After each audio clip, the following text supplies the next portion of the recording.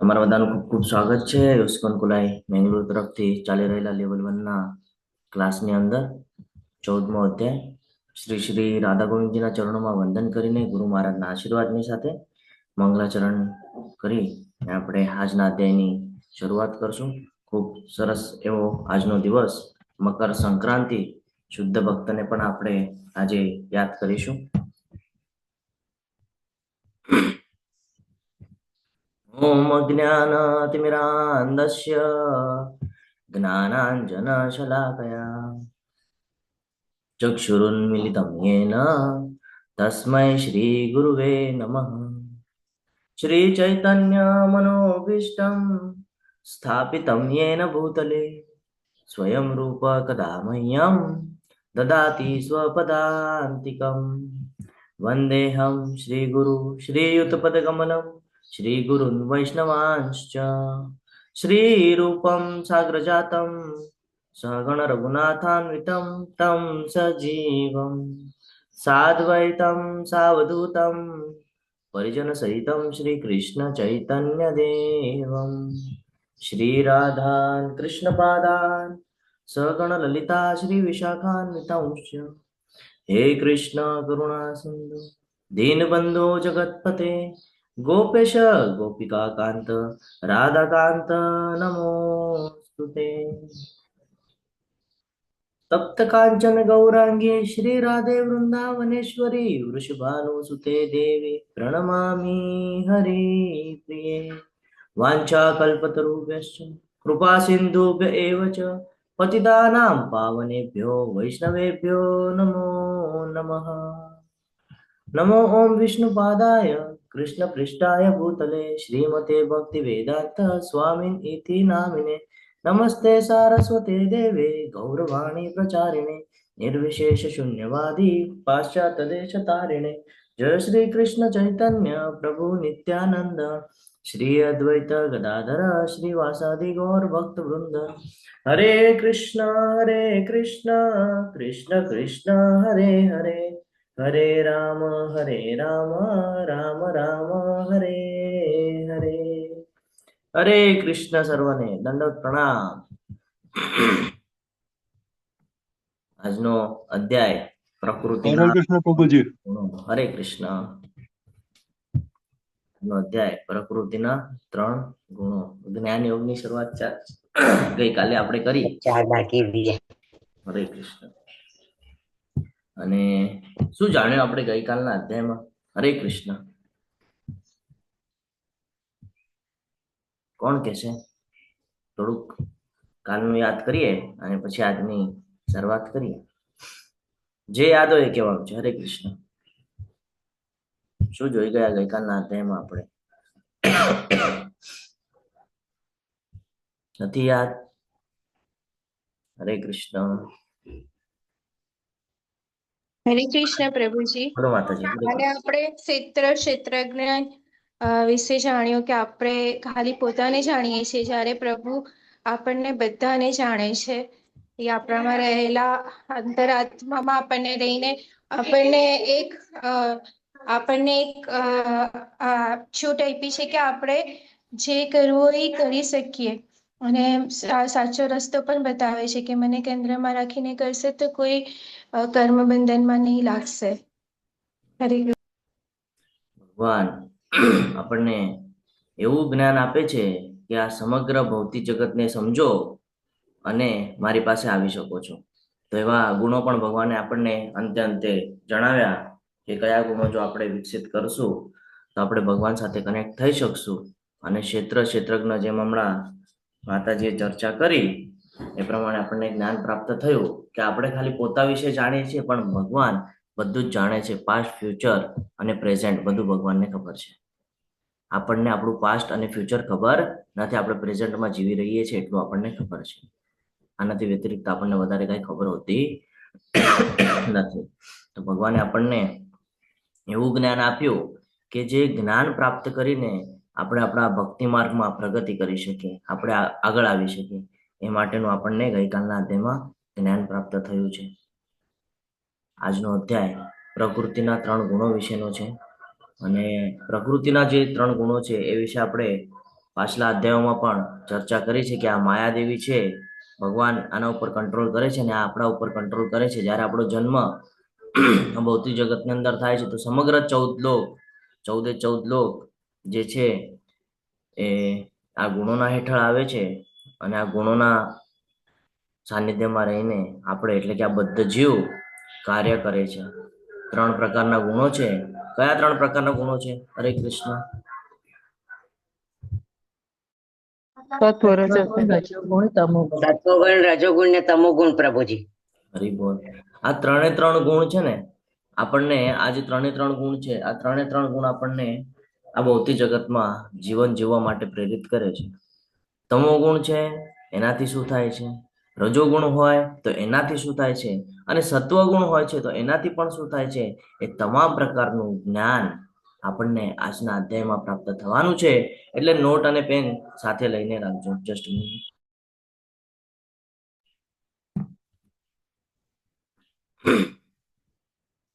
ભૌતિક પ્રકૃતિ દ્વારા આત્માની સ્થિતિ કેવી થાય છે? ગઈકાલે ભગવાને આપણને સંઘનો અસર કીધેલો કે તમે કેવો સંઘ રાખશો તેનો શું રિઝલ્ટ મળે છે. 84 લાખ યોનીની આપણે ચર્ચા કરી હતી. અને ભૌતિક પ્રકૃતિના 3 ગુણો વિશેની પણ ચર્ચા ગઈકાલના અધ્યાયમાં કરી હતી. તો આજે આપણને શું ખબર પડશે કે આત્માની સ્થિતિ કેવી થાય છે? જો આ ગુણોમાં અંતિમ સમય આવે તો ભાઈ આત્માની સ્થિતિ, જો ભગવાને આપણા જ હાથમાં બધું સોંપેલું છે કે તમારું આગળનું જીવન એટલે કે આ દેહ ત્યાગ્યા પછીનું જીવન તમે નિશ્ચિત કરી શકો છો. જેમ પાછલા અધ્યાયમાં આપણે જ્ઞાન પ્રાપ્ત કર્યું કે જે ઈચ્છા રહી જશે એ ઈચ્છાના આધીન આપણે આગળનું જીવન વ્યતીત કરવાના છીએ.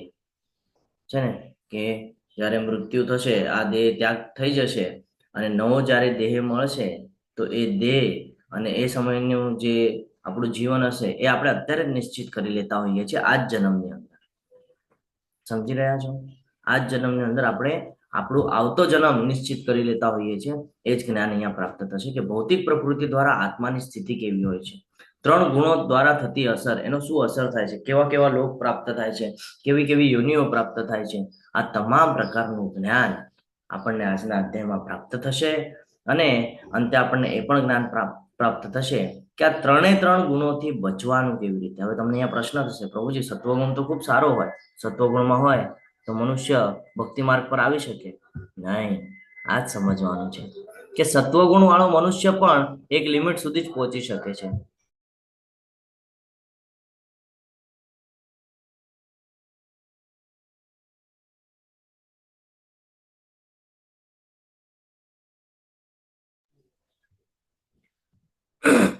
અહીંયા 9 ઋષિઓની વાત થઈ રહી છે કે આ ઋષિઓ દ્વારા એક આગાહી કરવામાં આવેલી હતી કે કળિયુગની શરૂઆત થશે ત્યારે આપણા લાભ માટે ભગવાને કંઈક એવી યોજનાઓ કરેલી હતી, એની આગાહી આ ઋષિઓ દ્વારા કરવામાં આવી હતી. 9 ઋષિઓના નામ અહીંયા આપવામાં આવેલા છે. કવિ, હવિ, અંતરિક્ષ, પ્રબુદ્ધ, પીપલાયન, અવિરહોત્ર, દ્રાવિડ જેને દ્રુમિલ કહેવાય છે, ચામસા અને કરભજન. આ 9 પ્રકારના મહાન ઋષિઓ છે. અને એમના દ્વારા આગાહી કરવામાં આવી હતી કે ચૈતન્ય મહાપ્રભુ કોણ છે અને શા માટે આવવાના છે. Who is Chaitanya Mahaprabhu. તો એમના પ્રાગટ્ય વિશેની જે આગાહી છે એ અલગ અલગ શાસ્ત્રોની અંદર આપણને મળી આવે છે, જે આપણે જાણવું જરૂરી છે. શ્રીમદ ભાગવતમ 11.5.32માં કહેવામાં આવેલું છે, 11મો સ્કંદ 5મો અધ્યાય અને 32મો શ્લોક. શું કહે છે એમાં? કલયુગમાં બુદ્ધિશાળી મનુષ્યો નિરંતર કૃષ્ણના નામનું ગાન કરતા કરતા ભગવાનના અવતારનું સામૂહિક કીર્તન કરે છે. ભગવાનનો વર્ણ શ્યામ નથી, છતાં તેઓ સ્વયં કૃષ્ણ જ છે. તેમની સાથે તેમના સાથીઓ, સેવકો, અયુધો અને અંતરંગ પાર્ષદો હોય છે. આ શ્રીમદ ભાગવતમમાં કહેવામાં આવેલું છે કે કલયુગમાં બુદ્ધિશાળી મનુષ્યો શું કરશે? ભગવાનનું આ નામનું ગાન કરશે, સામૂહિક કીર્તન કરશે, ભક્તિ માર્ગ ઉપર હશે. શ્રીમદ ભાગવતમ 7.9.38માં પણ કહેવામાં આવેલું છે. પ્રહલાદ મહારાજની જે કથા આવે છે તો એમાં ઉપદેશમાં કહેવામાં આવેલું છે. ગરુડ પુરાણમાં પરમ ભગવાન કહી રહ્યા છે. ગરુડ પુરાણની જો અહીંયા વાત થઈ રહી છે, ગરુડ પુરાણમાં પણ ઉલ્લેખ છે. શાસ્ત્રોના સંદર્ભ એટલે આપવામાં આવેલા છે કે આપણને એવું કન્ફ્યુઝન થાય કે ભાઈ ક્યાં લખેલું છે કે ચૈતન્ય મહાપ્રભુ આવશે અને આપણને હરે કૃષ્ણ મહામંત્ર આપી જશે. ઘણા બધાને એવો પ્રશ્ન હોય કે ભાઈ હરે કૃષ્ણ મહામંત્ર જ શું કામ? તો અહીંયા શાસ્ત્રોના સંદર્ભ દ્વારા આપણે સમજવાનું છે. ગરુડ પુરાણમાં પણ પરમ ભગવાન કહી રહ્યા છે કે નવદ્વીપ માયાપુરમાં હું સચી માતાના પુત્ર તરીકે જન્મ લઈશ. હું કલિયુગના પહેલા ચરણમાં મારા સંપૂર્ણ આધ્યાત્મિક સ્વરૂપમાં પ્રગટ થઈશ. અત્યારે ચાલી રહ્યું છે કલિયુગનું પ્રથમ ચરણ, નવદ્વીપ માયાપુર. આપણે જોઈએ છે સૌથી મોટું ટેમ્પલ છે ઇસ્કોનનું નવદ્વીપ માયાપુરમાં. હિઝ હોલીનેસ જય પતાકા ગુરુ મહારાજ એમના દ્વારા એનું નિર્માણ કરવામાં આવેલું છે અને અમે બધા એમના શિષ્ય. એટલે બહુ ભાગ્યશાળી, આમ આનંદ થાય જાણીને કે આપણે પણ એનો એક ભાગ છીએ. એમના શિષ્ય તરીકે આપણે આ પ્રચાર પ્રસારમાં આપણો ફાળો આપી રહ્યા છીએ. તો કે છે નવદ્વીપ માયાપુરમાં સચી માતાના પુત્ર તરીકે જન્મ લઈશ. ક્યારે? તો કે કળિયુગના પ્રથમ ચરણમાં. કેવી રીતે? તો કે સંપૂર્ણ આધ્યાત્મિક સ્વરૂપમાં પ્રગટ થઈશ. જો અહીંયા કલયુગના પ્રથમ ચરણમાં ભગવાન જગન્નાથ કે જે દિવ્ય દારૂ બ્રહ્મ તરીકે અવતરિત થયા છે તેની નજીક પૂર્ણ પુરુષોત્તમ પરમેશ્વર એટલે સુવર્ણ કાંતિ, સોનેરી ગોલ્ડન કલરમાં સુવર્ણ કાંતિ ધરાવતા સ્વરૂપે પ્રગટ થશે. પ્રથમ તે લક્ષ્મીપતિ બનશે અને પછી તે સંન્યાસી બનશે. એટલે અહીંયા એક જ્ઞાન મળી રહ્યું છે આપણને કે પ્રથમ લક્ષ્મીપતિ બનશે, સચી માતાના પુત્ર તરીકે જન્મ લેશે, પછી તો કે સંન્યાસ લેશે. શું કામ સંન્યાસ લેશે? તો લોકોને આ જ્ઞાનનો ઉપદેશ આપશે કે જે ભક્ત, જે એવા જીવ છે કે જે પ્રયત્નશીલ છે કે ભાઈ મારે આ દુઃખાલયમાંથી નીકળવું છે, ભગવત પ્રાપ્તિ કરવી છે, મારે ભગવાનની સેવા કરવી છે, ભગવાનના પ્રસન્નતા માટે કર્મ કરવા છે, એ લોકોને પ્રેરણા મળી રહે. એ માટે જો ભગવાન અલગ અલગ રીતે આપણી સમક્ષ રજૂઆત કરતા હોય છે, બસ આપણે સમજી નથી શકતા. કેમ? તો કે ભાઈ આપણે માયાના જંજાળમાં પડેલા છે ને, એટલે આપણે આ બધું સમજી શકતા નથી. નરસિંહ પુરાણમાં પણ કહ્યું છે. શું કહ્યું છે? પૂર્ણ પુરુષોત્તમ પરમેશ્વર તરીકે જે સતયુગમાં દૈત્યના ત્રાસરૂપી ભયંકર વ્યાધિને નાથવા માટે અડધું શરીર મનુષ્યનું અને અડધું શરીર સિંહનું ધારણ કરીને પ્રગટ થયેલા અને જે ત્રેતા યુગમાં રામ તરીકે અવતરિત થયા અને 10 માથાવાળા દૈત્ય રાવણનો સંહાર કર્યો. ચૈતન્ય મહાપ્રભુ કોણ છે એ અહીંયા ક્લિયર કરી રહ્યા છે કે સતયુગની અંદર દૈત્યના ત્રાસ રૂપી ભયંકર વ્યાધિને નાથવા માટે અડધું શરીર મનુષ્યનું અને અડધું શરીર સિંહનું નરસિંહમાં અવતારની વાત થઈ રહી છે. અને એ જ ત્રેતાયુગમાં ભગવાન શ્રી રામચંદ્ર તરીકે અવતરિત થયા, જે 10 માથાવાળા દૈત્ય રાવણનો સંહાર કર્યો હતો. એ જ આવી રહ્યા છે. જે દ્વાપર યુગમાં વ્રજના ગોપા અને ગોપબાળોને રક્ષણ આપવા અને પૃથ્વી પરના ભારનો નાશ કરવા આવેલા, તે ફરીથી કળિયુગમાં અવતરિત થશે. તેનું સ્વરૂપ સુવર્ણ કાંતિમય હશે. તે હંમેશા ભગવાનના પવિત્ર નામનો જપ કરવામાં આનંદિત હશે અને તેમનું નામ હશે ચૈતન્ય.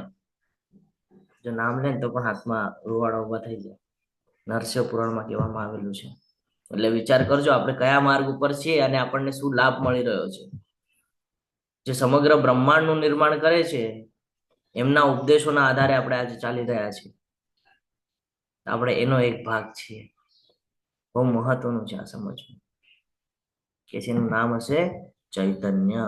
પદ્મ પુરાણની અંદર ભગવાનના પરમ વ્યક્તિત્વ વિશે કહેવામાં આવી રહ્યું છે. પોતે કહે છે, હું આ પૃથ્વી પર કલયુગના પ્રથમ ચરણમાં ભાગીરથી નદીના તટ પર આવેલા સુંદર પ્રદેશ પર પ્રગટ થઈશ. હું ગૌરવર્ણ એટલે કે સુવર્ણ સમાન કાંતિ ધરાવીશ અને સચીપુત્ર તરીકે જન્મ લઈશ. ભગવાન કે છે હું આવવાનો છું મારા ભક્તોનો ઉદ્ધાર કરવા. છે ને? શું કે છે ભગવાન? કયો શ્લોક છે જ્યારે ભક્તોનો ઉદ્ધાર કરવા આવે છે ત્યારે? હરે કૃષ્ણ.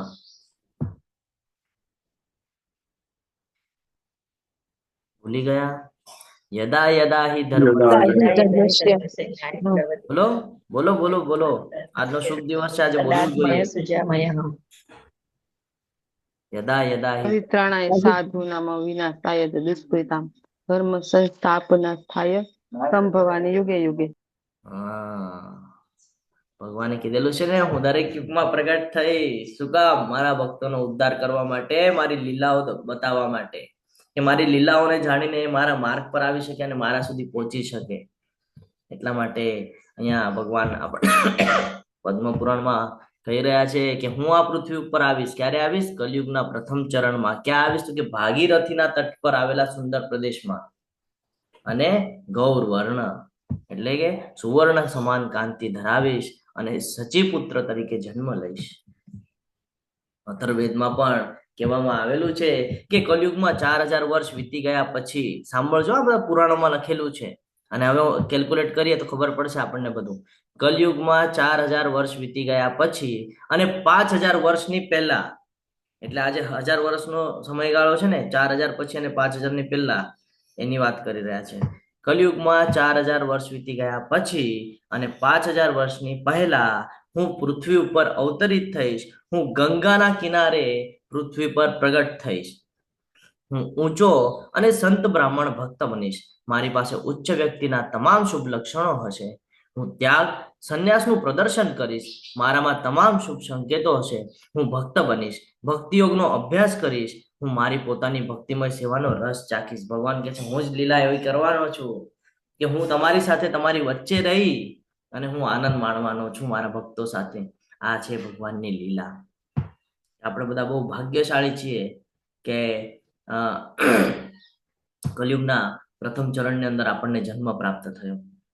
અને અત્યારે આપણે જોઈએ તો 5100 ને કંઈક તો 25 કે 28 વર્ષ કંઈક તો વીતી ગયા છે. સમજી રહ્યા છો? એટલે બધું જ્ઞાન બહુ જરૂરી છે. તો અહીંયા શ્રી ભગવાન ઉવાચ, શરૂઆત કરીએ હવે. પૂર્ણ પુરુષોત્તમ પરમેશ્વર બોલ્યા, હવે હું તને સર્વ જ્ઞાનોમાં સર્વશ્રેષ્ઠ જ્ઞાન કે જેને જાણીને બધા મુનિઓ પરમ સિદ્ધિ પામ્યા તે વિશે ફરીથી કહીશ. મુનિઓ સિદ્ધિ પામ્યા છે એટલે વિચાર કરજો. મુનિઓ જે ઉપરના લોકમાં રહી રહ્યા હતા ને, એ મુનિની વાત કરે છે. એ લોકોએ સિદ્ધિ પ્રાપ્ત કરેલી છે. એ આપણને ક્યાં મળે છે? મૃત્યુ લોકની અંદર, પૃથ્વી ઉપર. એ જ જ્ઞાન પ્રાપ્ત કરાવે છે ભગવાન હવે. એટલે કે છે સર્વ જ્ઞાનોમાં સર્વશ્રેષ્ઠ જ્ઞાન કીધું છે. જેટલું પણ આપણે જ્ઞાન અર્જિત કરીએ છીએ ને, એમાં સર્વશ્રેષ્ઠ છે. આ પણ જો જીવનમાં ઉતારી લીધું, જીવનમાં સમજી ગયા, તો ઉદ્ધાર નિશ્ચિત છે. ભગવાન એ જ કહે છે કે પરમ સિદ્ધિ પામ્યા છે. સિદ્ધિ પ્રાપ્ત કરવી એટલે જન્મ, મૃત્યુ, જરા, વ્યાધિમાંથી બચવું. આ જ્ઞાનમાં સ્થિર થવાથી મનુષ્ય મારા જેવી દિવ્ય પ્રકૃતિ પ્રાપ્ત કરી શકે છે. આ પ્રમાણે સ્થિત થવાથી તે સર્જન સમયે જન્મ લેતો નથી કે પ્રલય કાલે વ્યતીત થતો નથી.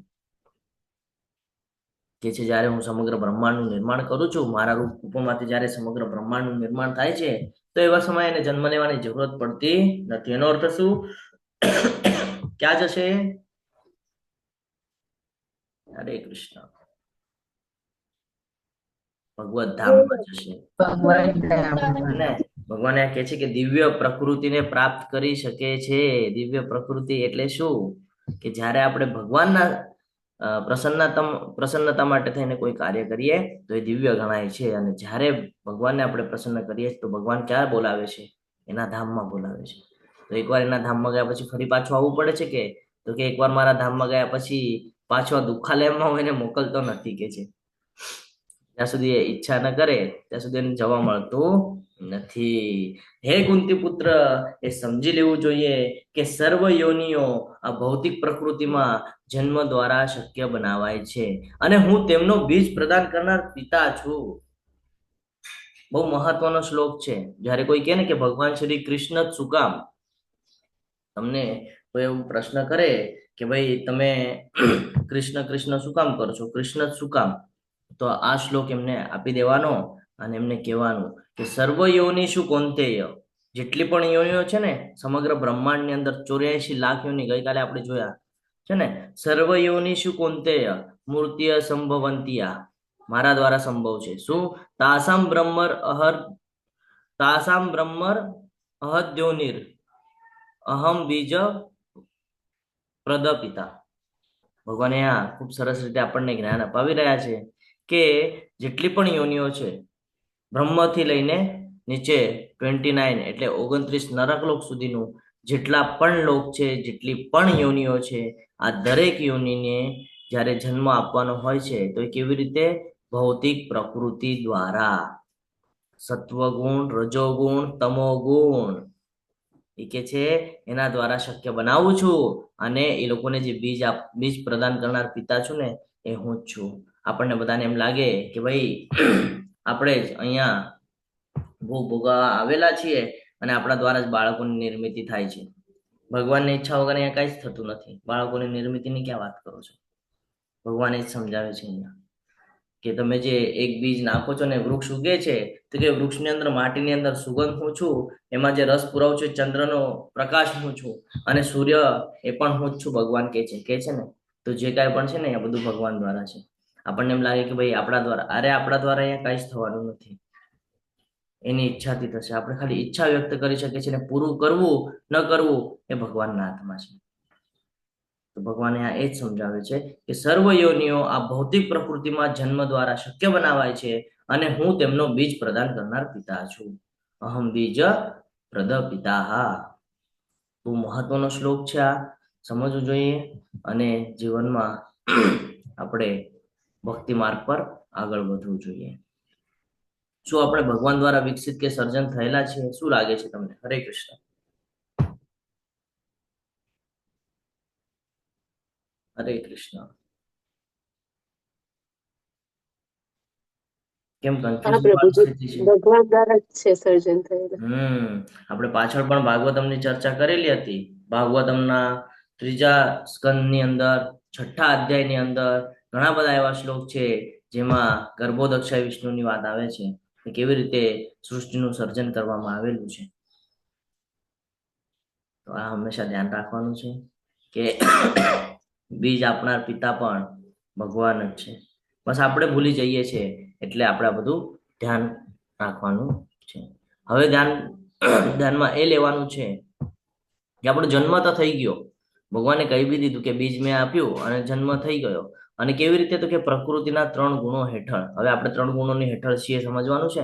અને હવે સમજીએ આપણે કે કેવી રીતે આપણે વર્તન કરીએ છીએ અને કેવું વર્તન આપણે કરવું જોઈએ. ભૌતિક પ્રકૃતિના 3 ગુણોની બનેલી છે, તે છે સત્વગુણ, રજોગુણ અને તમોગુણ. જ્યારે સનાતન જીવ પ્રકૃતિના સંસર્ગમાં આવે છે, ત્યારે હે મહાભાવ અર્જુન, તે આ ગુણોથી બદ્ધ થઈ જાય છે. કોઈ પણ બાળક જ્યારે માતાના ગર્ભમાંથી જેવું આ પ્રકૃતિની અંદર આવે એટલે આપણે બધા ખુશ થઈ કે ભાઈ જન્મ થયો, પુત્રનો જન્મ થયો, પુત્રીનો જન્મ થયો, આપણે બધા ખુશ થઈએ. પણ એ બાળક રડતું હોય, જોજો તમે, એનો જન્મ થાય આપણે ખુશ થઈએ, પણ એ રડતું હોય. શું કામ? તો ભાઈ પાછા ભૌતિક જગતમાં આવી ગયા છે ને, ભૂલ થઈ ગઈ, પાછા ભૌતિક જગતમાં આવી ગયા. અને આપણે બધા બહુ ખુશ થતા હોય કે ભાઈ બાળક થયું. તો ભગવાન કે છે જ્યારે જન્મ લે છે ને, તરત જ પ્રકૃતિના ગુણોની હેઠળ આવી જાય છે. પછી એના સાનિધ્યમાં સમગ્ર જીવન એને વ્યતીત કરવું પડે છે. હે નિષ્પાપ, સત્વગુણ અન્ય ગુણો કરતા અધિક શુદ્ધ હોવાથી પ્રકાશ આપનારો અને મનુષ્યને સર્વ પાપ કર્મમાંથી મુક્ત કરનારો છે. જે મનુષ્ય આ ગુણમાં અવસ્થિત હોય છે, તેઓ સુખ તથા જ્ઞાનના ભાવથી બદ્ધ થઈ જાય છે. અહીંયા ધ્યાનથી સમજવાનું છે. આપણે સત્વગુણની વાત કરી રહ્યા છે. આપણને એમ લાગે કે ભાઈ પ્રભુજી સત્વગુણ તો ખૂબ સરસ ભક્તિ માર્ગ ઉપર લાવે, અને ભક્તિ કર્યા પછી તો આપણને ભગવાનની પ્રાપ્તિ થાય, તો ભગવાનના ધામમાં જવા મળે છે. તો અહીંયા ભગવાન ક્લિયર કટ કહી રહ્યા છે કે હે નિષ્પાપ, સત્વગુણ અન્ય ગુણો કરતા અધિક શુદ્ધ છે. ભગવાન કહે છે શુદ્ધ છે, અશુદ્ધ નથી, શુદ્ધ છે, સારો છે, પ્રકાશ આપનારો છે. શું આપે છે? જ્ઞાનનો પ્રકાશ આપે છે. જેમ આખું અંધકારમય હોય, સવારે ઉઠે ત્યારે અંધારું હોય, બરાબર. પછી જ્યારે જેમ જેમ સમય જાય, સૂર્ય આવે એટલે અંજવાળું થઈ જાય, સમગ્ર સૃષ્ટિ ઉપર પ્રકાશ થાય, અને થોડીક વાર પછી તાપ લાગે એટલે સમજવાનું કે ભાઈ તડકો આવી રહ્યો છે. તો ભગવાન દ્વારા જ આ બધું થઈ રહ્યું છે, તો પ્રકાશ આપે. એવી જ રીતે સત્વગુણ છે, એ પણ પ્રકાશ આપનારો છે. આપણા અંદર જે અજ્ઞાનતા છે, અજ્ઞાનતાને કાઢે છે અને પ્રકાશ આપે છે. એનાથી શું થાય છે? તો કે ભાઈ મનુષ્ય બધા પાપ કર્મોને છોડી દે છે, ત્યાગી દે છે, અને જ્ઞાન થઈ જાય છે કે આ બધું કર્મના બંધનમાં બાંધે એવું છે, અને પાપ કર્મોને એનાથી મુક્ત કરે છે. જે મનુષ્ય આ ગુણમાં અવસ્થિત હોય છે, એટલે કે જે સત્વગુણી મનુષ્ય છે, એ પણ શું કે છે? સુખ અને જ્ઞાનના ભાવથી બદ્ધ થઈ જાય છે, બાંધે છે. ભૌતિક જગતની અંદર શું કે છે? સુખ તથા જ્ઞાનના ભાવથી બદ્ધ થઈ જાય છે, એ પણ બાંધે છે સુખ. હવે જ્યારે આપણે સુખમાં આવીએ તો દુઃખ પણ આપણને આવવાનું જ છે. સમજો અહીંયા શું સમજાવી રહ્યા છે આપણને. તો કે છે એ પણ આપણને સુખથી બાંધે છે. હે કુંતી પુત્ર, રજોગુણી ઉત્પત્તિ અમર્યાદિત ઈચ્છાઓ તથા તૃષ્ણાને કારણે થાય છે અને આથી જ દેહધારી જીવ સકામ કર્મથી બદ્ધ થઈ જાય છે. હવે છે રજોગુણ. રજોગુણ એટલે શું? તો કે ભાઈ આ ભૌતિક પ્રકૃતિ સાથે સંકળાયેલી જેટલી પણ સંસાધનો છે જે આપણે પોતા માટે કરી રહ્યા છીએ, જેમ કે ઓફિસે જઈને પૈસા કમાવા, પ્લોટ લેવો, ગાડી લેવી, બંગલો લેવો, બેંક બેલેન્સ કરવું, કોની માટે? ભાઈ પોતા માટે, ફેમિલી માટે, પોતા માટે. તો આ શું છે? ઇન્દ્રિય તૃપ્તિના સાધનો. તો આ શું કરશે? આપણને બંધનમાં બાંધશે. કેમ? તો કે ભાઈ અમર્યાદિત ઈચ્છાઓ પૂરી કરવા માટે કરી રહ્યા છે ને. આપણી દરેક લોકોની ઈચ્છાઓ હોય, એ ઈચ્છાઓ પૂરી કરવા માટે આપણે આ બધા જે કર્મ કરીએ છીએ એ કર્મ પણ આપણને બંધનમાં બાંધે છે. શું કે છે? આથી જ દેહધારી જીવ સકામ કર્મના બંધનથી બંધાઈ જાય છે. તો રજોગુણ પણ આપણી માટે કેવો છે? કર્મ બંધન બાંધવા વાળો છે. હવે આવે છે તમો ગુણ. હે ભરત પુત્ર, એમ જાણી લે કે અજ્ઞાનથી ઉત્પન્ન થતો તમો ગુણ સર્વ દેહધારી જીવોનો મોહ છે. આ ગુણના પરિણામો ઉન્માદ, આળસ તથા નિદ્રા હોય છે કે જે બદ્ધ જીવનને બાંધે છે. તમો ગુણ પણ આપણા માટે કઈ કામનો નથી. તમો ગુણ પણ બાંધે છે. શેને? તો કે આળસ અને નિંદ્રા. હંમેશા જોવાનું છે, ઘણા બધા લોકો હોય રાતના લેટ સુધી જાગે અને સવારે લેટ સુધી સૂઈને રહે છે ને. 11, 12 વાગ્યા સુધી સૂઈને રહે. ઘણી જગ્યાએ જોયું છે એવું. લેટ સુધી જાગતા હોય છે. તો એ લોકો કેવા હોય? હંમેશા એક્ટિવ ન હોય. તમે જોજો, એ લોકો એક્ટિવ ન હોય. જે લોકો સવારે વહેલા ઉઠતા હશે ને, એ લોકો બહુ એક્ટિવ દેખાશે તમને. એના અંદર એક અલગ પ્રકારની એનર્જી દેખાશે. તો આ બધા છે ને તમો ગુણમાં હોય છે, જે લેટ ઉઠે છે ને. તો એ લોકો કેવા હોય? હંમેશા આળસ અને મોહમાં હોય. એ લોકોને મોહ હોય. એ લોકોને શું હોય કે ભાઈ આ બધું મારી માટે છે, ચાલ ને આરામ કરી લો. ક્યાં ભક્તિ કરવી? એ લોકોને તમે ખાલી એટલું પણ કહો કે ભાઈ ટેમ્પલમાં છે, ના હું ના આવું ટેમ્પલમાં. તમે એને કહો ચલો ફરવા જવું છે, એક પગ પર ઉભા થઈ જશે, હા ચલો ફરવા જઈએ. આ હોય છે તમો ગુણ. આ જે વૃત્તિ છે ને, તમોગુણ વાળી આળસી જે વૃત્તિ છે, એ હંમેશા મનુષ્યનું પતન કરે છે દરેક બાબતમાં. ભૌતિક જગતમાં પણ પતન કરે છે અને કોઈ દિવસે આગળ વધવા દેતું નથી. આજે 84 લાખ યોનિઓ આપણે જોઈએ, એમાંથી જે નીચેની બધી યોનિઓ છે ને, પશુથી લઈને બાકીની બધી નીચેની યોનિઓ, આ યોનિઓમાં ફેરવવા માટે આ તમોગુણ કાફી છે. હવે આપણને એમ થાય પ્રભુજી એનાથી કેવી રીતે બચવાનું? અમારે તો નથી ઈચ્છા પશુ બનવાની, કેવી રીતે બચવાનું? તો હવે ભગવાન આપણને એ પણ જ્ઞાન આપશે કે કેવી રીતે બચવાનું છે. હે ભરત પુત્ર, સત્વગુણ મનુષ્યને સુખથી બાંધે છે. સાંકળી છે આ 3 અલગ અલગ પ્રકારની છે ને, સોનાની, ચાંદીની અને તાંબાની અથવા તો રૂપાની સમજી શકીએ આપણે. તો આ 3 પ્રકારની સાંકળીઓ છે જે આપણને બાંધે છે.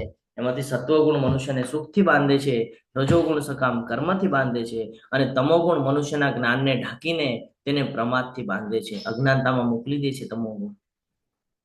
કોઈ દિવસે આગળ આવવા દેતું નથી. હંમેશા ઈર્ષ્યાનો ભાવ પ્રગટ કરાવે છે, દ્વેષ ભાવ પ્રગટ કરાવે છે, ન કરવા જેવા કર્મ કરાવે છે. એ છે આ તમોગુણ. અને આપણે કોઈ એમ ના કહી શકીએ કે હું આખો દિવસ સત્વગુણમાં જ છું કે રજોગુણમાં જ છું, છે ને. આ 3 ગુણ સવારથી ઉઠવાથી લઈને રાતના સુવા સુધી આપણે આ 3 ગુણમાં હોઈએ છીએ. આ જ નોટ ડાઉન કરવાનું છે આપણે આજના અધ્યાયમાં, કે આ 3 ગુણોને વ્યવસ્થિત રીતે સમજવાનું છે અને આ 3 ગુણોથી કેવી રીતે બચવાનું છે એ આપણને સમજાવવું જોઈએ. એ જ મહત્વનું છે. હે ભરત પુત્ર, કોઈ વાર સત્વગુણ, રજોગુણ તથા તમોગુણને પરાસ્ત કરીને મુખ્ય બની જાય છે, તો કોઈ વાર રજોગુણ, સત્વગુણ તથા તમોગુણને પરાસ્ત કરીને મુખ્ય થાય છે. વળી કોઈ વેળાએ તમોગુણ સત્વ તથા રજોગુણને પરાસ્ત કરે છે અને આવી રીતે સર્વોપરિતા માટે સતત સ્પર્ધા ચાલ્યા કરે છે. કોઈક વાર સત્વગુણ ઉપર હોય, કોઈક વાર રજોગુણ ઉપર હોય, કોઈક વાર તમોગુણ ઉપર હોય અને એકબીજા પાછળ કન્ટિન્યુઅસ હરીફાઈ ચાલ્યા કરે છે.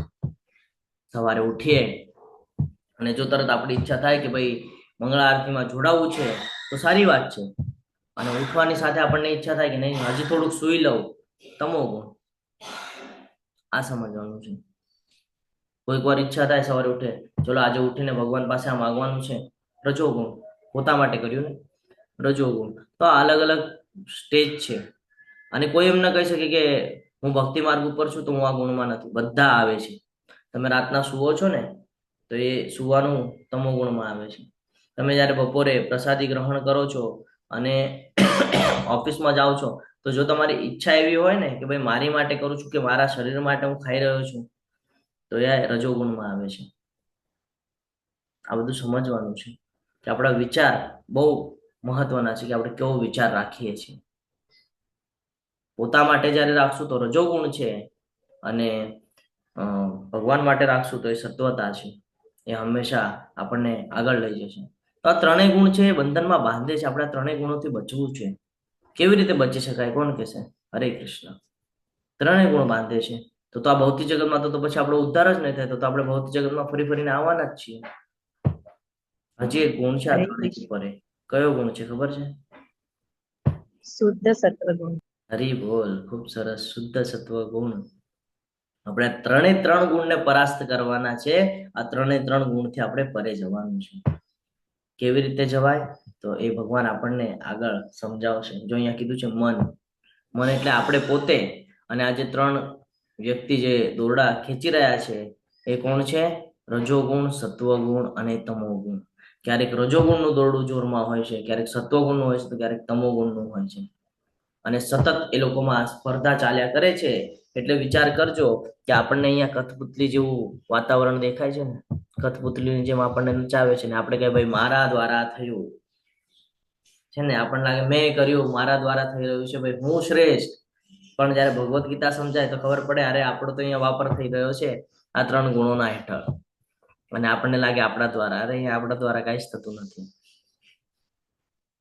ખૂબ સરસ અહીંયા ચિત્ર મૂકવામાં આવેલું છે કે જેનાથી આપણને આ જ્ઞાનની પ્રાપ્તિ થાય કે ભાઈ ત્રણેયની અંદર સતત સ્પર્ધા ચાલ્યા કરે છે. ક્યારેક સત્વગુણ મહત્વનો, તો ક્યારેક રજોગુણ, તો ક્યારેક તમોગુણ. જ્યારે શરીરના સર્વ દ્વાર જ્ઞાનના પ્રકાશથી પ્રકાશિત થઈ જાય છે ત્યારે જ સત્વગુણના વ્યક્ત થવાનો અનુભવ કરી શકાય છે. જ્યારે શરીરના સર્વ દ્વાર જ્ઞાનના પ્રકાશથી પ્રકાશિત થઈ જાય છે. આપણે ગઈકાલે ચેતનાની વાત કરેલી હતી. તો ચેતના હોય તો આપણને ફીલ આવે, ચેતના હોય તો આપણને દેખાય, ચેતના હોય તો સાંભળી શકીએ, ચેતના હોય તો મગજ કામ કરે છે ને. તો એવી જ રીતે જ્યારે આપણને આ જ્ઞાનનો પ્રકાશ પ્રાપ્ત થાય, જ્યારે આપણને આ જ્ઞાન અર્જિત થાય અને આ જ્ઞાનને જ્યારે આપણે એક્સેપ્ટ કરીએ છીએ ને, જ્યારે જીવનમાં ઉતારીએ છીએ ને, ત્યારે જ સત્વગુણના વ્યક્ત થવાનો અનુભવ કરી શકાય છે. ત્યારે જ સમજી શકાય છે કે આપણે કેવી રીતે પોતાનો ઉદ્ધાર કરી શકીએ અથવા તો કેવી રીતે પોતાને બચાવી શકીએ. હે ભરત શ્રેષ્ઠ, જ્યારે રજોગુણમાં વધારો થઈ જાય છે ને ત્યારે અત્યંત આસક્તિ, સકામ કર્મ, ઉગ્ર ઉદ્ધમ, અનિયંત્રિત ઈચ્છા તથા લાલસાના લક્ષણો પ્રગટ થાય છે. શું કે છે? જ્યારે આપણા અંદર રજોગુણનો વધારો થઈ જાય ને તો એનાથી શું થાય છે? અત્યંત આસક્તિ.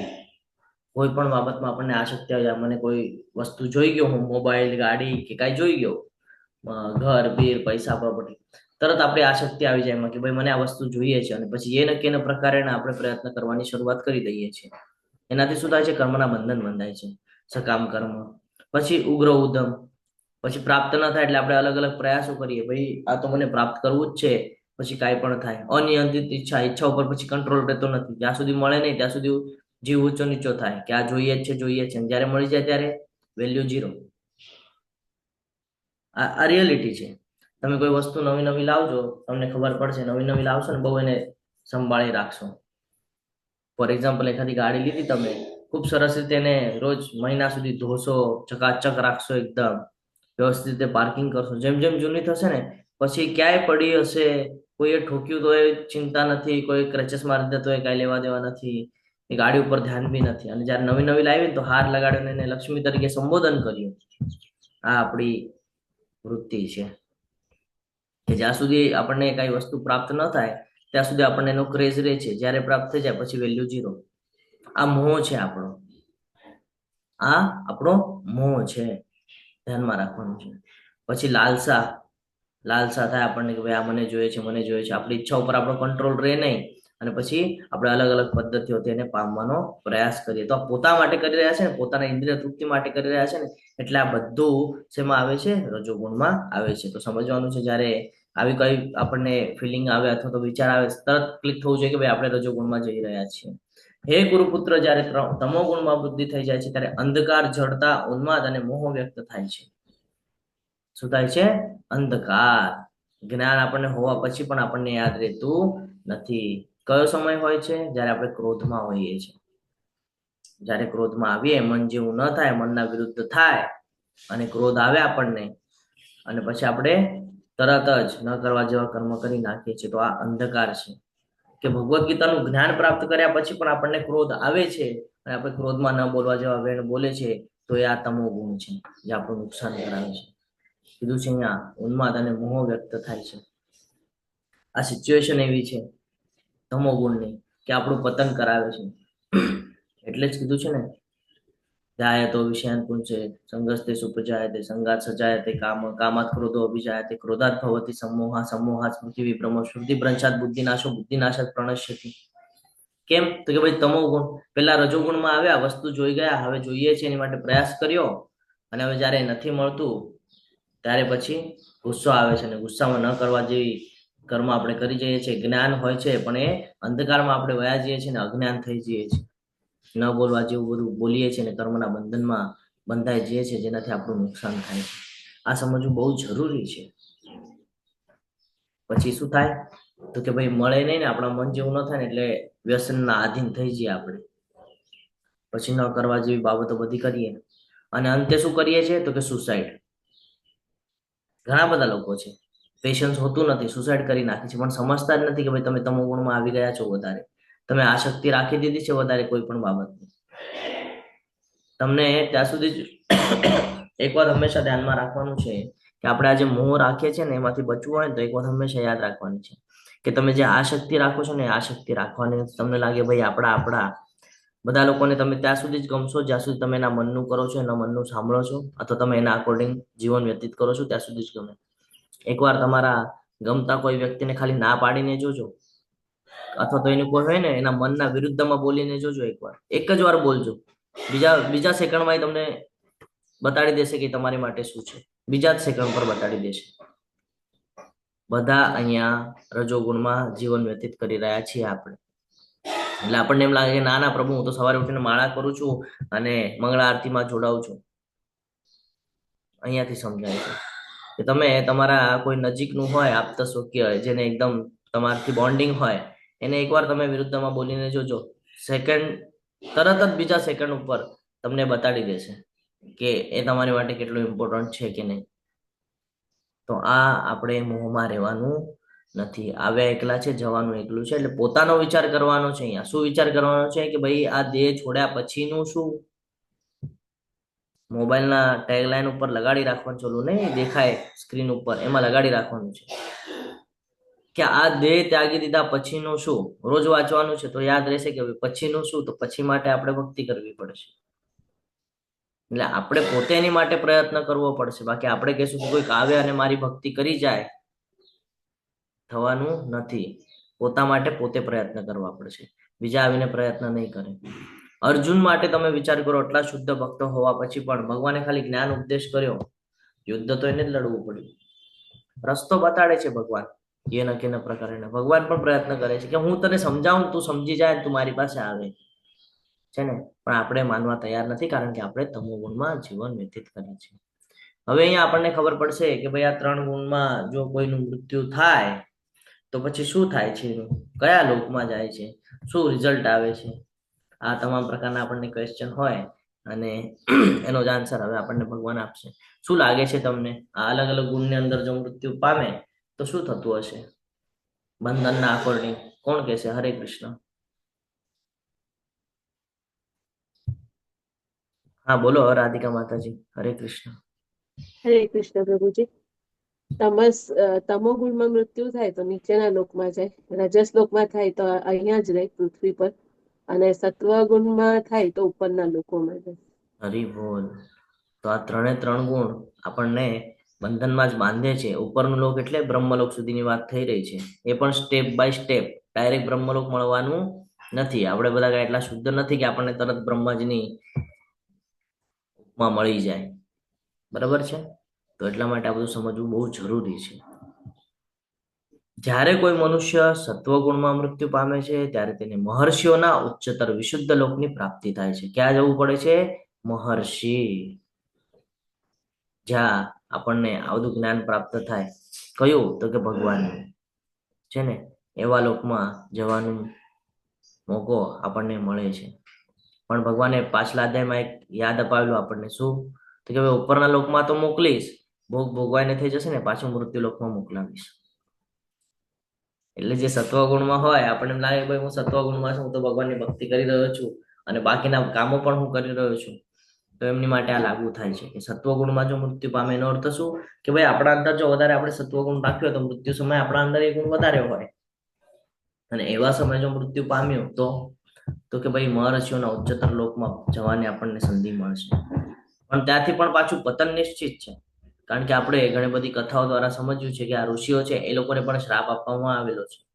ઇવન દુર્વાસા મુનિ સુધીના બધા જેટલા પણ ઋષિઓ છે એ લોકોનું મૃત્યુ નિશ્ચિત થયેલું છે. કોઈ ઋષિ એવું નથી કે ભાઈ અમર પટ્ટા લઈને આવ્યા. સમજજો, આ બધી બાબતો આપણને સમજવી જરૂરી છે. એટલે આપણે એમ કહી દઈએ કે ભાઈ હું ભગવાનની ભક્તિ કરીશ અને હું ભૌતિક જગતમાં પણ સંકળાયેલો રહીશ, પાપ અને પુણ્ય બેલેન્સ થશે, ખાલી પાપ ઓછા નહીં થાય, બેલેન્સ થશે. ફરી પાછું આવવું પડશે આ મૃત્યુ લોકની અંદર, જ્યારે ભોગ ભોગવાઈને થઈ જશે ને ત્યારે. એટલે સત્વગુણથી પણ બચવાનું છે. રજોગુણમાં મૃત્યુ પામનાર મનુષ્ય સકામ કર્મ કરનારાઓમાં જન્મ લે છે અને તમોગુણમાં મરનાર મનુષ્યો પશુ યોનિમાં જન્મ ગ્રહણ કરે છે. જેની ઈચ્છા હોય પશુ યોનિમાં જવાની, એ લોકો હંમેશા તમોગુણમાં હોય. ઘણા બધા સ્ટેટની અંદર આપણે જોઈએ લોકો માંસાહાર કરે છે, જ્યારે કે આપણને આટલા બધા ફળ ફ્રૂટ આટલા બધા વૃક્ષ આપીને રાખ્યા છે જેનાથી આપણે આપણું જીવન વ્યતીત કરી શકીએ છીએ. એવું નથી કે આનાથી પહેલા લોકોએ જીવન વ્યતીત નથી કર્યું છે, પણ આપણે શું કરીએ છીએ? સાંભળતા જ નથી. આલ્કોહોલ, નોનવેજ એની પાછળ લાગી જઈએ છીએ. કોઈ જીવને મારે એક સાઈડ આપણે કહીએ કે બધાની અંદર ભગવાનનો વાસ છે, અને આપણે એમ પણ કહીએ કે ભાઈ બીજા અધ્યાયમાં તો ભગવાને જ્ઞાન આપ્યું છે જીવ કોઈ પણ જીવ મરતો નથી. નૈનમ ચિંતનથી શસ્ત્રાણી નૈનમ દહતી પાવકનો ચૈનમ ક્લે દૈત્યાપનો શોષ્યથી મારુતિ. કોઈ એંગલથી મરવાનું નથી એમ કે એ આત્મા. તો હું તો ખાલી એના શરીરને છેદું છું એમ કે, એની આત્માને થોડી છેદું છું. આપણને એને તકલીફ તો થાય છે ને, એ શરીરને કર્મનું બંધન તો બંધાય છે ને. તો આજે તમે એને કાપો છો, ભવિષ્યમાં એ તમને કાપશે છે ને. કેવી રીતે કાપશે તમે કહેશો પ્રભુજી એ કેવી રીતે પોસિબલ છે? પોસિબલ છે. તમે તમો ગુણમાં હશો, તમને કોઈ ઓલું મળશે કે પશુ યોની મોકલાવી દેશે તમને, કોઈ જંગલની અંદર આવશે, કોઈક વાઘ ચિત્તો ને કોઈક આવશે ને તમારો શિકાર કરી લેશે, વાત પૂરી, કર્મનું બંધન પૂરું. એ તો પશુ જ હતો, પણ એને પછી બીજી યોની પ્રાપ્ત થઈ, એ પણ પશુ થયા, તમે પશુ. બે વચ્ચે ઘમાસાન યુદ્ધ, શિકાર થઈ ગયો તમારો, વાત પૂરી. ખબર એ નહીં પડે ક્યારે પતન થઈ ગયો. એટલે નોનવેજ ન ખાવું જોઈએ. બાજુમાં એક રીચ બતાડ્યું છે, ઘણા બધા લોકો સુઈ રહે કન્ટિન્યુઅસ રીચ ના એમાં મોકલાવી દેશે, ભાઈ સુયા કર. કોઈકને વૃક્ષ બનાવી દેશે, કોઈકને બહુ ઈચ્છા હોય તો એને વૃક્ષ બનાવી દેશે, ભાઈ વૃક્ષ બનીને ત્યાં વર્ષો સુધી રહ્યા કર. બહુ મહત્વનું છે આ બધું સમજવું. ભગવાન આ કહે છે કે રજોગુણમાં મૃત્યુ પામનાર મનુષ્ય સકામ કર્મ કરનારાઓમાં જન્મ લે છે. એવી જગ્યાએ જન્મ મળે છે કે ફરીને એ આ ભૌતિક જગતમાં જ આવે. એટલે આપણે જયારે જોઈએ છે ને કે કોઈ લોકો બહુ અમીર છે અને બહુ મસ્ત એન્જોય વાળી લાઈફ જીવે છે, તો એ ધ્યાનમાં રાખવાનું કે એ લોકોને ઓપોર્ચ્યુનિટી નથી મળવાની. કેમ? કારણ કે એ લોકોને ભગવાન એટલા વ્યસ્ત રાખ્યા છે ને પૈસા આપીને, એટલા એમાં મોહમાં રાખી દીધા છે ને પૈસા આપીને, કે એમાં ને એમાં ફર્યા કરે છે. એ લોકોને કોઈ દિવસે ભગવાનની ભક્તિ શું છે ને એ સમજાશે નહીં, અને એમાં ને એમાં રહ્યા કરશે ને રજોગુણમાં, તો એ ફરી પાછા અહીંયા ને અહીંયા જ રહેવાના છે. એટલે જયારે પણ દુઃખ આવે જીવનમાં, તો આપણી પાસે કોઈ વસ્તુ ઓછી હોય ને તો હંમેશા ભગવાનને થેન્ક્સ કરવાનું છે કે વસ્તુ ઓછી એટલા માટે રાખી છે કે મોહ ઓછો રહે, કે જેટલું છે એમાં સમાધાન, કે અહીંયા ભાઈ મહેમાન તરીકે આવ્યા છીએ તો એટલી જ વસ્તુની વાપર કરવાનો છે આપણે જીવન વ્યતીત કરવા માટે, વધારે એનું માગવાનું નથી. આ ધ્યાનમાં રાખવાનું છે આપણે.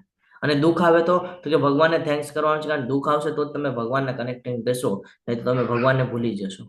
જિજ્ઞાસા પિતૃના માતાજી, બોલો હરે કૃષ્ણ. Hand race. હરે કૃષ્ણ પ્રભુજી, મને કોહોસ્ટ આપજો ને, નેટવર્ક ગયું ને તો વરી. યસ માતાજી. તો આ સમજવું બહુ જરૂરી છે. આપણને એમ લાગે કે ભાઈ મારા જીવનમાં દુઃખ શું કામ? દુઃખ છે એટલે જ આપણે ભગવાનને કનેક્ટેડ છીએ. જો બહુ પૈસા હોત ને તો ભગવાનને ખાલી આપણે હાથ જોડીને નીકળી જાય, બીજું કાંઈ ન કરત આપણે. એટલે હંમેશા ધ્યાનમાં રાખવાનું છે કે ભગવાનને આપણા ઉપર એક કૃપા છે કે ભાઈ આપણને એમની સાથે કનેક્ટેડ રાખ્યા છે. બાકી તો નહીં તો આપણે પણ તરત આવી રીતે પતનના માર્ગ પર આવી જત. પુણ્ય કર્મનું ફળ શુદ્ધ હોય છે અને તેને સાત્વિક ગુણમય કહેવાય છે, પરંતુ રજોગુણમાં કરેલું કર્મ દુઃખોમાં પરિણમે છે. તમોગુણમાં કરેલા કર્મ મૂર્ખામીમાં પરિણમે છે. અહીંયા અલગ અલગ રીતે આપણને બતાડેલું છે કે રાઈટ સાઈડમાં ઓલી સીડી બતાડી છે, પણ જવાનો રસ્તો જ નથી ત્યાં એ સીડી ઉપર છે ને. અને અહીંયા મોટી મોટી બિલ્ડિંગોને બતાડેલું છે, એ રજોગુણનું પ્રતીક બતાડેલું છે. જ્યારે કે સત્વગુણનું ઉપમા તરીકે આપણને મંદિર દેખાડી રહ્યા છે કે હંમેશા આ ત્રણ અલગ અલગ ફળ આપણને આપે છે. જો સત્વગુણમાં હશું તો જ્ઞાન મળ્યા કરશે, જો રજોગુણમાં હશું તો આપણે એમાં ને એમાં ફસાશું, આસક્તિઓ વધશે, અને તમોગુણમાં હશું તો ઉન્માદ અને આળસ વધશે, જેનાથી આપણું નુકસાન થશે. એટલે ઇનડાયરેક્ટલી જો આપણે જોવાનો પ્રયત્ન કરીએ તો તમોગુણ આપણને પતન જ કરાવે છે, રજોગુણ આપણને ત્યાં ત્યાં ફસાવી રાખે છે, અને સત્વગુણ છે એ આપણને જ્ઞાન અર્જિત કરાવે છે.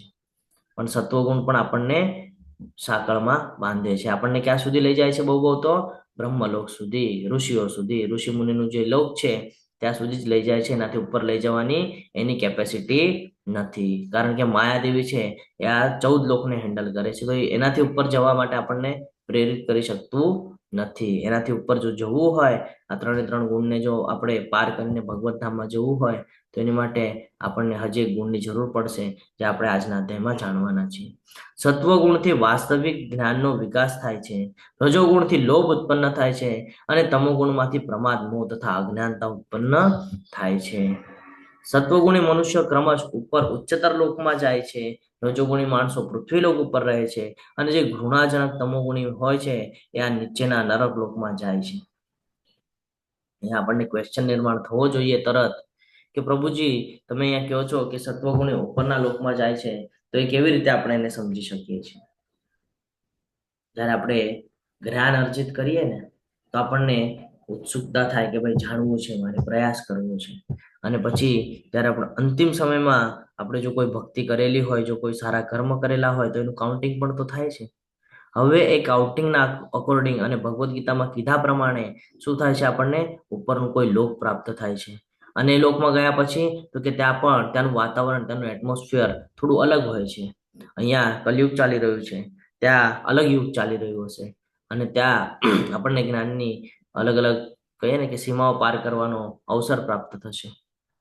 અહીંયા આપણને ભગવદ્ ગીતા મળી રહી છે ઘરે બેઠા. ત્યાં કોઈક અલગ સિસ્ટમ હશે, ત્યાં કોઈક ગુરુકુળમાં આપણે બેઠા હશું, કોઈક અલગ પ્રકારે ત્યાંનું જીવન વ્યતીત કરતા હશું. ત્યાંની એજ ડિફરન્સ હશે, અહીંયાની એજ ડિફરન્ટ છે. ત્યાંનું શરીર ડિફરન્સ હશે, અહીંયાનું શરીર ડિફરન્ટ છે. તો ક્રમશ ધીરે ધીરે એક સાથે આપણે ભગવત ધામમાં નથી પહોંચી જવાના, ધીરે ધીરે પહોંચશું. ક્યારે? જ્યારે સત્વગુણમાં હશું ત્યારે. તો એ પણ બહુ લોંગ લેન્ધી પ્રોસેસ છે. જેમ આપણે કર્મયોગની વાત કરી કે કર્મથી આપણે કર્મને સુધારીને આપણે ભગવત પ્રાપ્તિની પ્રયાસ કરીએ, જ્ઞાન લઈને આપણે ભગવત પ્રાપ્તિની પ્રયાસ કરીએ, અષ્ટાંગ યોગ દ્વારા આપણે પ્રયાસ કરીએ. તો આ બધી લેન્થી પ્રોસેસ છે. આપણને શોર્ટકટ શું આપ્યું છે? તો કે ભાઈ શોર્ટકટ એક જ છે, ભગવાનની ભક્તિ કરો, એમના નામનો જપ કરો, અને ભગવાનના સાનિધ્યમાં ભગવાનના પ્રસન્નતા માટે કર્મ કરો. ભગવાને કીધું છે ને, મન મના આવો મત ભક્તો મધ્યાજીમાં નમસ્કુરુ, કે ભાઈ મારી માટે જ તારે કરવાનું છે, મારામાં તારું મનને તારે પરોવાનું છે. એનાથી શું થશે? તો કે તું સીધો મારા ધામને પ્રાપ્ત કરીશ. તો સત્વગુણી જે મનુષ્ય હોય છે એ હંમેશા ક્રમશ એટલે સ્ટેપ બાય સ્ટેપ ઉપર આગળ વધે છે. એકદમ ડાયરેક્ટલી એ ભગવત ધામમાં જઈ શકતો નથી. અને ત્યાં ગયા પછી પણ જો થોડુંક પણ રજોગુણ આવી જાય, ત્યાં ગયા પછી આવે છે રજોગુણ, એની પાછળનું રીઝન એવું છે કે ત્યાંનું એટમોસ્ફિયર એવું છે. જ્યારે દેવી દેવતાઓના લોકમાં જાય છે ને, ત્યારે દેવી દેવતાઓનું જે જીવનની જે લાઈફસ્ટાઈલ છે એ જોઈને આપણને પણ ઈચ્છા થાય કે ભાઈ મારે પણ આ બધું જીવન વ્યતીત કરવું છે. જ્યારે દેવી દેવતાઓના લોકમાંથી આપણે નીચે મનુષ્ય લોકને જોઈએ ને, તો આપણી પણ ઈચ્છા થાય કે ભાઈ મારે એવી રીતે જીવન જીવવું છે.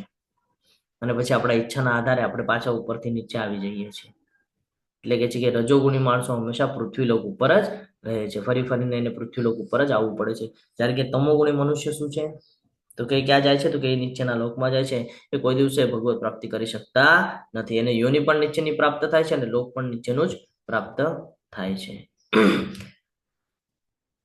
જો અહીંયા ફરીથી યુનિવર્સ બતાડવામાં આવેલું છે કે ભૂરલોક એટલે કે આપણે જ્યાં છીએ ત્યાં, અને હરે કૃષ્ણ મહામંત્ર આપણને બતાડી રહ્યા છે ને. હરે કૃષ્ણ મહામંત્ર ક્યાં સુધી લઈ જાય છે આપણને બધાને જ્ઞાત છે. જ્યારે કે આપણે સત્વગુણમાં હશું તો 3 લોકની જે વાત થાય છે ને, ત્રિલોક એટલે આ ઉપરના ત્રિલોકને એવી રીતે ડિવાઈડ કરેલું છે કે ઉપરના લોક છે એ બધા એક લોક, આપણે જે રહીએ છીએ એ એક લોક, અને નીચેના લોકો છે એ એક લોક, એને 3 લોક કહેવાય છે. એટલે એને કહેવાય છે 3 લોકના સ્વામી.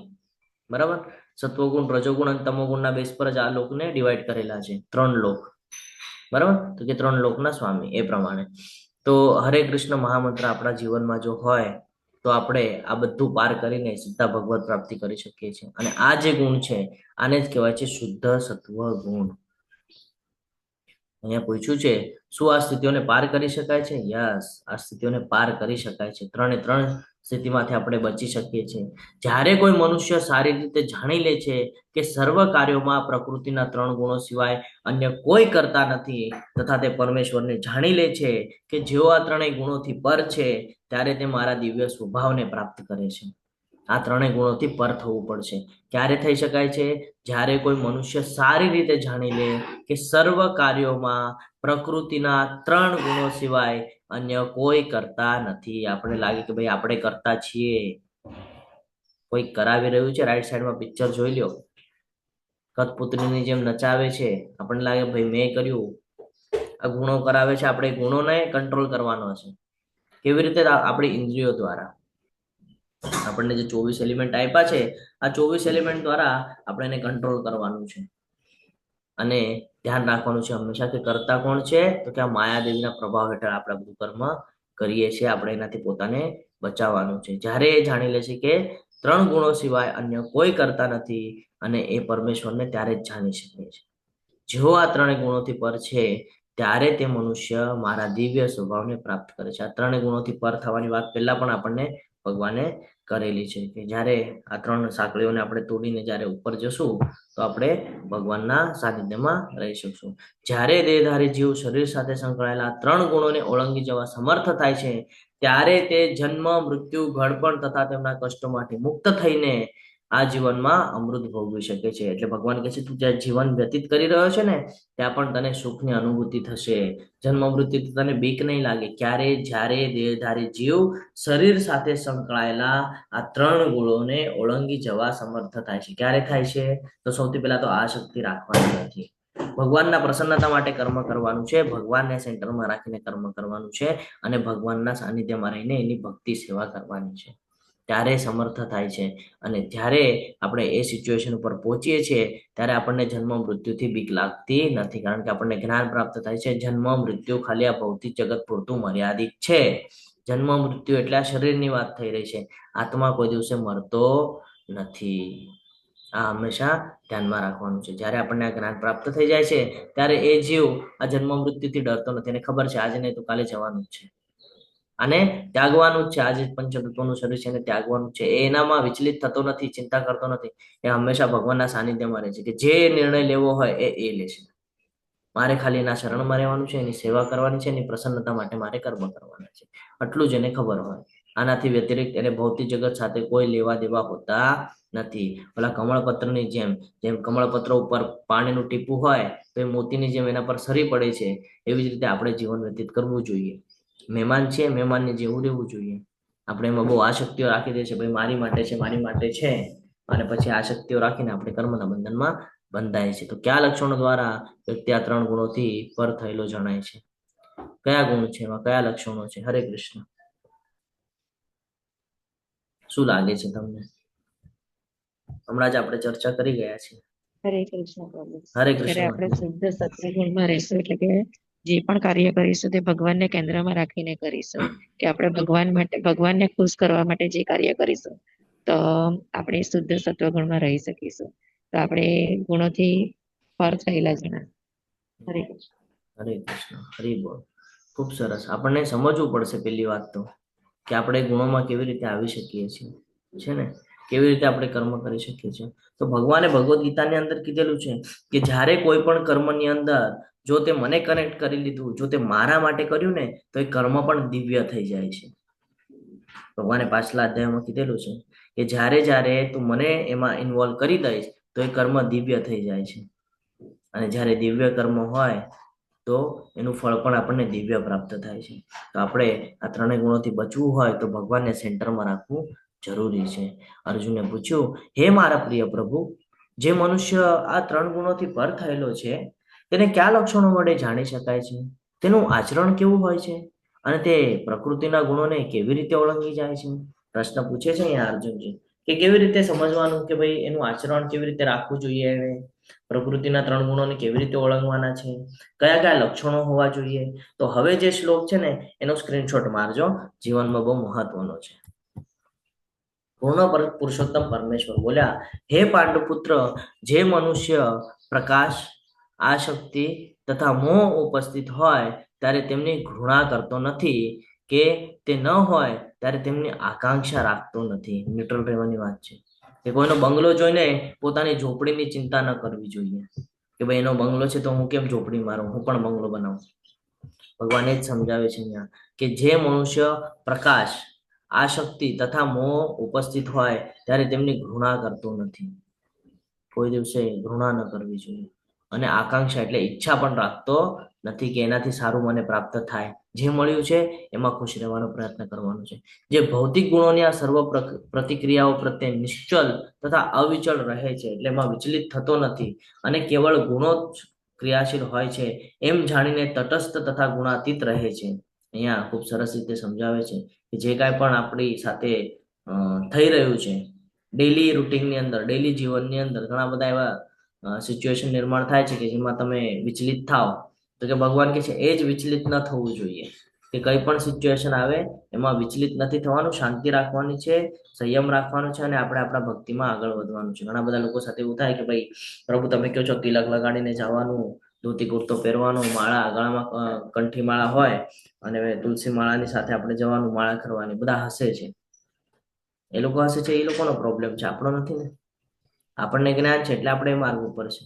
એ લોકો હજી એની માટે સક્ષમ નથી કે એ લોકો એ ગુણમાં આવે અને આપણે ગુણમાં આવેલા છે, તો એનામાં ને આપણામાં કાંઈક તો ફરક હશે ને. તો આ સમજવાનું છે હમણાં, એમાં વિચલિત નથી થવાનું. હું ઘણા લોકોને કહેતા સાંભળું કે ભાઈ એવી રીતે વર્તન કરીએ છીએ તો બધા હસે છે, બધા અલગ નજરે જોવે છે. તો હંમેશા ધ્યાનમાં રાખવાનું છે એ લોકોનો માર્ગ અલગ છે, આપણો માર્ગ અલગ છે.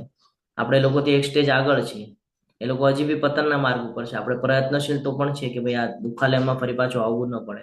ભગવાનનું સાનિધ્ય તો પણ આપણે સ્વીકારેલું છે. તો કે છે કેવળ ગુણો જ ક્રિયાશીલ હોય છે એમ જાણીને તટસ્થ તથા ગુણાતીત રહે છે, જે પોતાની અંદર સ્થિત હોય છે અને સુખ તથા દુઃખને સમાન માને છે, જે માટીના ઢેફાને, પથ્થરને તથા સોનાની લગડીને સમાન દ્રષ્ટિએ જોવે છે. તમે ઇસ્કોનના કોઈ પણ ડિવોટીને જુઓ તો તમને એક જ્ઞાત થાય કે તમે એની સામે માટીનો ઢગલો કરી દો, માટીનો ઢેફું જેને કહેવાય, માટીનો ઢગલો કરી દો, એક સાઈડ તમે સોનાની લગડી મૂકી દો અને એક સાઈડ પથ્થર મૂકી દો, એ ત્રણેય એના માટે સમાન છે. બોલો કેમ? કેમ એમ કહેશે કે ભાઈ આ મારી માટે ત્રણેય કઈ કામના નથી? આકૃતિ માતાજી બોલો. હરે કૃષ્ણ. હરે કૃષ્ણ પ્રભુજી. એવું વિચારે છે કે 3 વસ્તુ મારી કોઈ કામની નથી. હું જે કરું છું ભગવાન માટે એ જ મારો માટે યોગ્ય છે. હરે કૃષ્ણ. હરી બોલ. કેમ એમ કે છે? કારણ કે એની પાછળનું રીઝન છે કે આ બધું ભૌતિક જગતનું રિલેટેડ છે. માટી તો કે ભૌતિક જગતમાં, પથ્થર તો કે ભૌતિક જગત માટે, અને સોનું તો કે પણ ભૌતિક જગત માટે. ક્યાં સાથે આવવાનું છે? માટી સાથે લઈ જવાના છો? સોનું સાથે લઈ જવાના છો? તો પછી એની ચિંતા શા માટે છે ને? એટલા માટે જયારે તમે ઇસ્કોનના ડિવોટીઝને મળશો ને એની સામે આ ત્રણેય વસ્તુ મૂકશો તો એ તમને એ જ કહેશે કે ભાઈ આ ત્રણેય મારા કઈ કામનું નથી, તારે જોઈતો હોય તું લઈ જા. આપણને એમ લાગે કેવો મૂર્ખ માણસ મનુષ્ય છે ભાઈ, ઠુકરાવી દીધું છે ને. ઓલા કૌરવોની જેમ એ લોકોએ પણ એમ જ કરેલું હતું. એક સાઈડ નારાયણ સેના ને એક સાઈડ ભગવાન શ્રી કૃષ્ણ. તો કે ભાઈ અર્જુને કૃષ્ણ માગી લીધા ને જવા જોઈએ, હું તો નારાયણ સેનામાં જ ખુશ છું. અરે સૌથી મોટી ભૂલ તો એ જ થઈ કે તે નારાયણ સેનાને સિલેક્ટ કરી છે ને, કારણ કે નારાયણની સેના છે, સેનાપતિ સ્વયં નારાયણ છે. તો આ અજ્ઞાનતા છે. તો આપણી માટે પણ આ અજ્ઞાનતા છે કે આ ભૌતિક જગતના સંસાધનોને આપણે એમ સમજીએ છીએ કે મારી માટે છે, મને આ બધું ભૌતિક જગતનું ભૌતિક જગતમાં જ રહી જવાનું છે, સાથે કાંઈ આવવાનું નથી. આ હંમેશા વાસ્તવિકતા આપણને યાદ રહેવી જોઈએ, ધ્યાનમાં રહેવું જોઈએ. અને આ જ્યારે ધ્યાનમાં રહે છે ને ત્યારે સુખ હોય કે દુઃખ હોય એને હંમેશા આપણે સમાન તરીકે જોઈએ છે.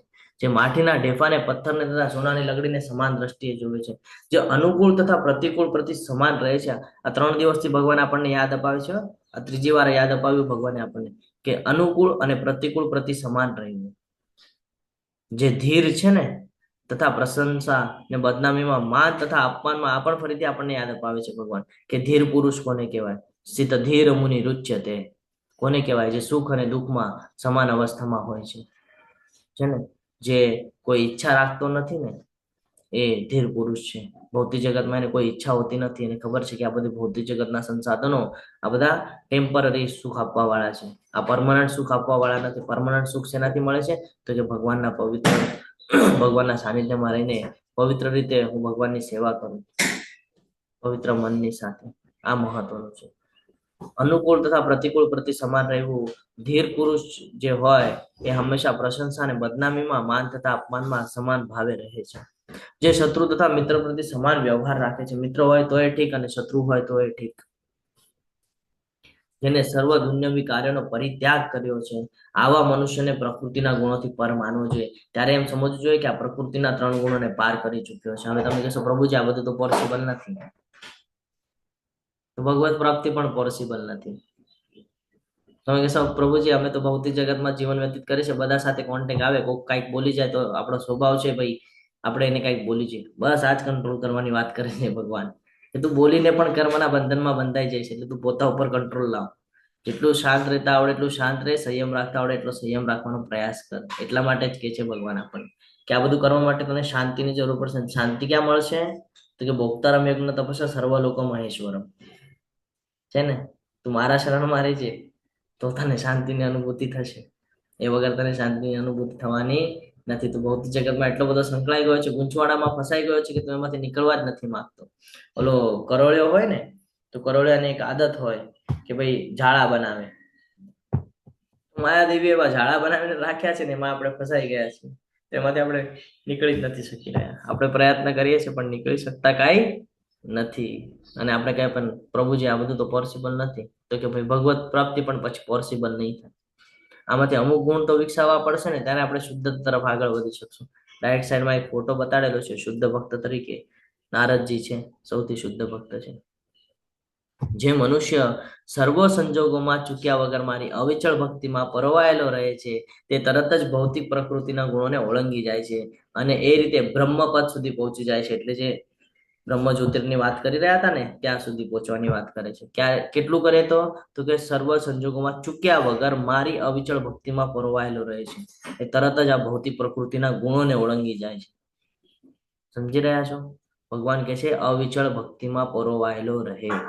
નથી પોસિબલ થતું, ભૌતિક જગતમાં છો વાંધો નહીં, ભક્તિ કર્યા કરજો, ભગવાનનું સ્મરણ કર્યા કરજો, કીર્તન કર્યા કરજો, નામ સ્મરણ કર્યા કરજો, સેવા કર્યા કરજો, ભગવાનના સાનિધ્યમાં રહેજો, તો જ તમે એને પાર કરી શકો છો. અન્યથા એને પાર કરવું એ બહુ મુશ્કેલ છે. હું જ તે નિર્વિશેષ બ્રહ્મનો આશ્રય છું. હમણાં જે કહે છે ને બ્રહ્મ જ્યોતિર્ની વાત, તો ભગવાન કહે છે એ નિર્વિશેષ બ્રહ્મનો આશ્રય પણ હું જ છું કે જે અમર્ત્ય, અવિનાશી તથા સનાતન છે અને અંતિમ સુખની સ્વાભાવિક સ્થિતિ છે. અંતિમ સુખ કે જ્યારે તમે આ 14 લોકને ઓળંગી જશો ને ત્યારે તમને સુખ પ્રાપ્ત થશે. કયું સુખ પ્રાપ્ત થશે? તો કે જન્મ મૃત્યુ જરા વ્યાધિથી બચવાનું સુખ પ્રાપ્ત થશે. ત્યારે તમે મારી પાસે આવવા માટે કટિબદ્ધ થશો અને તમે મારી પાસે આવી શકશો જ્યારે તમે આ ભૌતિક જગતની આસક્તિ છોડી ને તમે તમારું સમગ્ર મન, બુદ્ધિ અને ઇન્દ્રિયોને મારા માટે લગાડશો. તો આ સાથે આપણો આજનો અધ્યાય ખૂબ સરસ એવો અહીંયા પૂર્ણ થાય છે. તમે બધા ખૂબ શાંતિપૂર્વક સાંભળ્યું એટલે તમારા બધાનો ખૂબ ખૂબ આભાર વ્યક્ત કરું છું. વાંછા કલ્પતરુભ્યશ્ચ કૃપા સિંધુભ્ય એવ ચ પતિતાનાં પાવનેભ્યો વૈષ્ણવેભ્યો નમો નમઃ. અનંત કોટી વૈષ્ણવ વૃંદ કી જય, ભગવદ ગીતા કી જય, શ્રીલ પ્રભુપાદ કી જય, સદગુરુદેવ કી જય. હરે કૃષ્ણ કૃષ્ણ કૃષ્ણ હરે હરે, હરે હરે હરે રામ રામ હરે રામ રામ રામ રામ હરે હરે હરે કૃષ્ણ. સર્વને ખૂબ સરસ એવો હરે આજનો અધ્યાય કૃષ્ણ. સમજવા માટે ખૂબ મહત્વનો છે અને જીવનમાં ઉતારવો પણ એટલો જ જરૂરી છે કે આપણાથી ઘણી બધી એવી ભૂલો આપણે રોજિંદા જીવનમાં કરતા હોઈએ છીએ. સવારના ઉઠવાથી લઈને રાતના સુવા સુધી ઘણા બધા પ્રકારના આપણે કર્મ કરીએ છીએ. તો એક આપણે ચાર્ટ બનાવી લેવો જોઈએ કે જે ચાર્ટ દ્વારા આપણને સમજણ પડે કે આપણે ક્યારે કયા ગુણમાં વધારે છીએ. પછી એ ચાર્ટને રોજ આપણે નિહાળવાનું અને ચાર્ટને ચેક કરવાનું કે ક્યાં આપણી ભૂલ થઈ રહી છે. ધીરે ધીરે એને સુધારવાનો પ્રયત્ન કરવાનો. બીજીના 1 થી 2 મહિનાની અંદર આપણા અંદર થોડોક બદલાવ આવશે, જેનાથી આપણે તરત ક્લિક થશે. પછી આપણને ચાર્ટની જરૂર નહીં પડે. પછી કોઈ સાથે વાત કરશું ને તો પણ આપણને ક્લિક થશે કે આપણે કયા ગુણમાં છીએ. જો સાચે જ તમારે તમારું જીવન સુધારવું હોય, શાંતિની અનુભૂતિ કરવી હોય, તો આ થોડી મહેનત આપણને કરવી પડશે. એક ચાર્ટ બનાવી લેવો પડશે આપણો. હું તમારી સાથે એટલા માટે શેર કરું છું કારણ કે મેં આ પ્રકારે ચાર્ટ